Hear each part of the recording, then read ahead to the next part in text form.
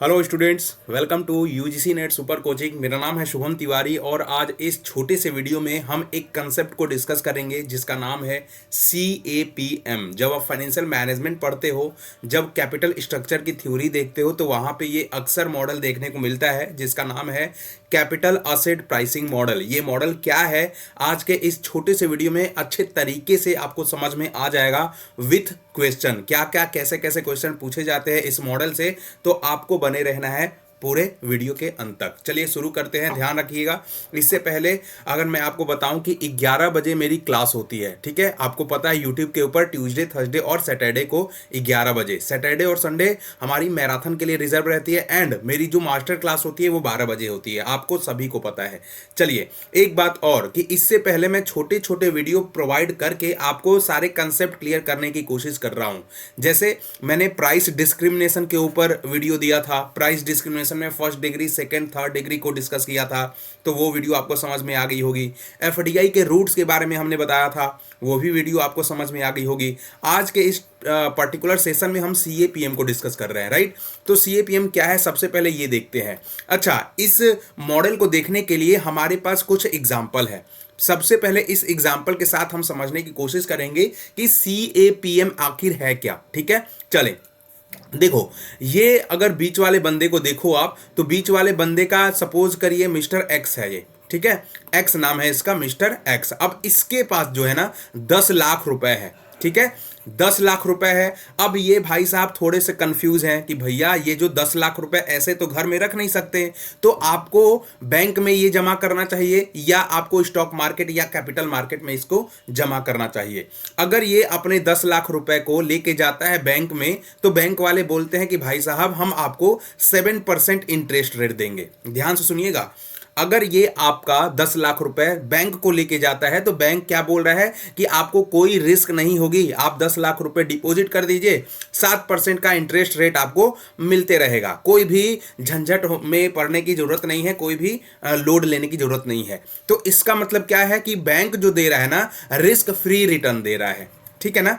Bank क्या दे रहा है, रिस्क फ्री रिटर्न दे रहा है। सिमिलरली कि अगर आपका ये 10 लाख रुपए है और ये आपने अगर स्टॉक मार्केट में जमा किया, तो स्टॉक मार्केट वाले क्या बोल रहे हैं कि भैया हम 7% नहीं बल्कि 15% देंगे, ठीक है। हम आपको इंटरेस्ट रेट कितना देंगे, 15%। लेकिन ध्यान रखिएगा कि आपका इसमें रिस्क इन्वॉल्व है।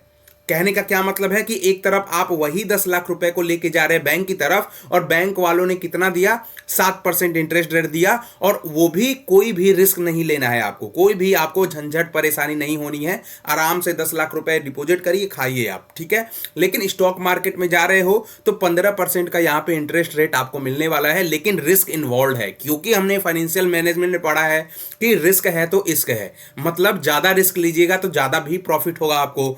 तो यहां पे जो जो ये मिस्टर एक्स भाई साहब हैं, थोड़े से कंफ्यूज होते हैं। अब इनको ये समझ में नहीं आ रहा है कि हम चाहते क्या हैं आखिर, ठीक है। तो वही एक्सपेक्टेशन आप निकालते हो CAPM मॉडल के अंदर। क्लियर है, चलिए पढ़ लेते हैं। यहां पे देखें, तो सबसे पहले CAPM की बात करें, इसका फुल फॉर्म होता है कैपिटल असेट प्राइसिंग मॉडल, जिसको 1970 में दिया गया था William Sharpe, Jack Treynor and John Lintner द्वारा, ठीक है। अब ये जो मॉडल है ना, एक फाइनेंशियल मॉडल है जो कि कैलकुलेट करता है आपका expected rate of return for an asset और इन्वेस्टमेंट। आप यहां चाहते क्या हो कि हम एक्सपेक्ट कितना करते हैं, ठीक है। हमारी एक्सपेक्टेड रेट ऑफ रिटर्न क्या होने वाली है। हम किसी भी अगर इन्वेस्टमेंट करते हैं, कोई भी असेट को परचेज करते हैं, या कोई भी, जैसे मेरे पास 10 लाख रुपए था, मैंने उसको इन्वेस्ट किया है, तो हमारी एक्सपेक्टेड रेट ऑफ रिटर्न क्या होने वाली है, उसी एक्सपेक्टेड रेट ऑफ रिटर्न को ये बताता है CAPM मॉडल। क्लियर। अब यहां पे अगर CAPM को देखिएगा तो CAPM में आप क्या निकालते हो, KE निकालते हो। ये जो KE है ना, क्या है आपका, expectation to your equity share holder. आपकी एक्सपेक्टेशन है, जो हमने एक्स था हमारे एग्जांपल में, उसका एक्सपेक्टेशन है, ठीक है। अब ये KE कैसे निकलेगा, आपने बोला सर हमारा RF है। RF क्या हो गया, रिस्क फ्री रिटर्न, जो आपका बैंक वाला दे रहा था, कोई भी आपको लोड लेने की जरूरत नहीं थी।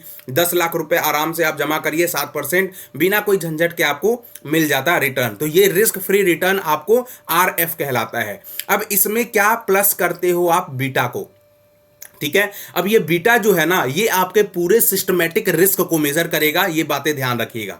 अब बीटा के साथ आपको मल्टीप्लाई कर देना है R M minus R F. अब ये आर एम क्या है? जो आपको मार्केट से रिटर्न मिल रहा है। मार्केट से कितना मिल रहा था भाई?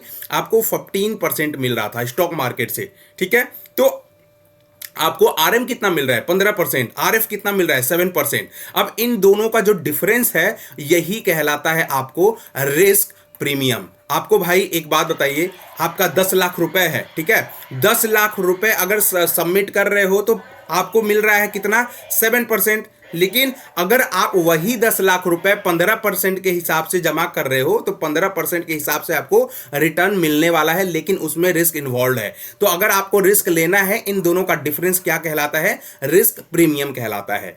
तो सिमिलरली सीएपीएम मॉडल में क्या क्या कंसीडर किया जाता है? आप रिस्क फ्री रिटर्न को कंसीडर करते हो, ठीक है, मार्केट रिस्क प्रीमियम को कंसीडर करते हो, और सिस्टमैटिक रिस्क को कंसीडर करते हो, जो कि बीटा के द्वारा डिनोट किया जाता है, ठीक है। तो सिंपल सा फॉर्मूला हमारा यहां पे बन जाएगा कि के इक्वल टू क्या हो जाएगा आपका? R F plus beta R M minus R F. ये सिंपल सा फॉर्मूला बन जाएगा, जहां पे के इज इक्वल टू आपका expectation to equity share holder होता है, ठीक है। आर एफ जो हो गया, जो बैंक वाला आपको रिटर्न देगा, रिस्क फ्री रेट है ना। Beta is your systematic risk, जो कि इसकी बीटा की वैल्यू जो होगी, मैक्सिमम वैल्यू 1 होगी, एंड जो आर एम होगा वो मार्केट रिटर्न होगा। समझ में आ गया इतनी बात? अब चले, यहां पे कुछ एजम्पशन बताए गए हैं सीएपीएम मॉडल को, कि अगर आपको सीएपीएम मॉडल को अप्लाई कराना है तो ये आपको जो एजम्पशन गिवन है ये फॉलो कराना चाहिए, ठीक है। तो बोलता है कि सीएपीएम की आप जो मॉडल की बात कर रहे हो ना, वो केवल सिंगल पीरियड इन्वेस्टमेंट हॉरिजॉन को ही कंसीडर करता है, मल्टी पीरियड नहीं, बल्कि सिंगल पीरियड इन्वेस्टमेंट के लिए मॉडल बना हुआ है। अब दूसरी बात ये बोली जा रही है कि जो सीएपीएम है वो कोई भी टैक्स को कंसीडर नहीं करता है। क्लियर? तीसरी पॉइंट कि ये जो सीएपीएम है ये एक अनरियलिस्टिक अजम्पशन है। क्यों अनरियलिस्टिक अजम्पशन है? क्योंकि अगर इन्वेस्टर बोरो कर रहे हैं तो उनको ये माना जाता है कि वो बोरो कर सकते हैं मनी को risk free rate of interest के ऊपर। क्लियर? एंड जो चौथा एजम्पशन है कि आपका selection of portfolio is based on the mean and variance analysis. जो सीएपीएम पढ़िएगा तो सीएपीएम के अकॉर्डिंग जो भी आप पोर्टफोलियो का सिलेक्शन करने वाले हो वो किस पे बेस्ड होगा? आपके मीन पर और आपके वेरियांस के ऊपर। तो ये छोटा सा पॉइंट था आपके सीएपीएम का। इससे रिलेटेड क्या क्या क्वेश्चन पूछे जाते हैं वो हम यहां पे डिस्कस करने वाले हैं फ्रिक्वेंटली आस्क्ड क्वेश्चन के अंदर, राइट।